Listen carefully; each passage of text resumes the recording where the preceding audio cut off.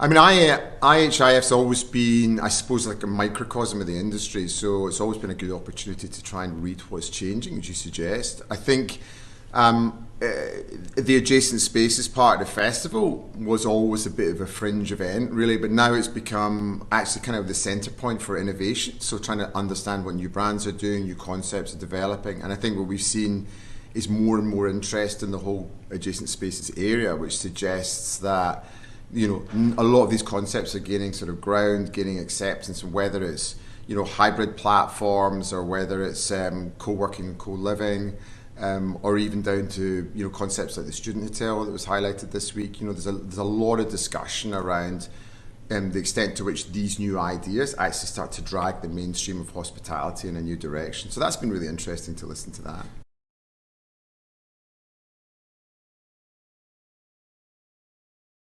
Well, I think it's all about pace now and speed. Like, hospitality is a difficult model because the asset life cycles are so long. So once you start with a concept and a product offering, you're kind of locked into it for as long as it takes until you can refurbish the asset and come up with a new concept. So hospitality's always been quite slow to innovate, I would say.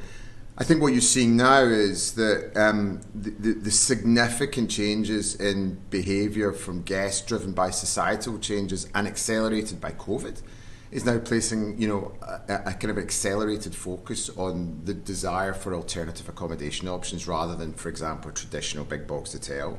People looking for places where they can stay longer, experience a little bit more about the local neighbourhood, maybe mix a little bit some family time, their work, and some leisure as well. So that whole blend of what were traditionally individual travel occasions is far more pronounced than it's been before, and that's accelerating, I think. So a lot of the new concepts are trying to accommodate that kind of demand.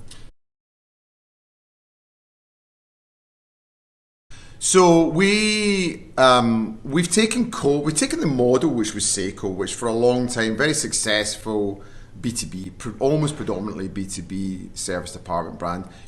Functional, everything you need, nothing you don't, that sort of thing, but not particularly consumer facing. It was always done effectively with corporations and agencies in mind.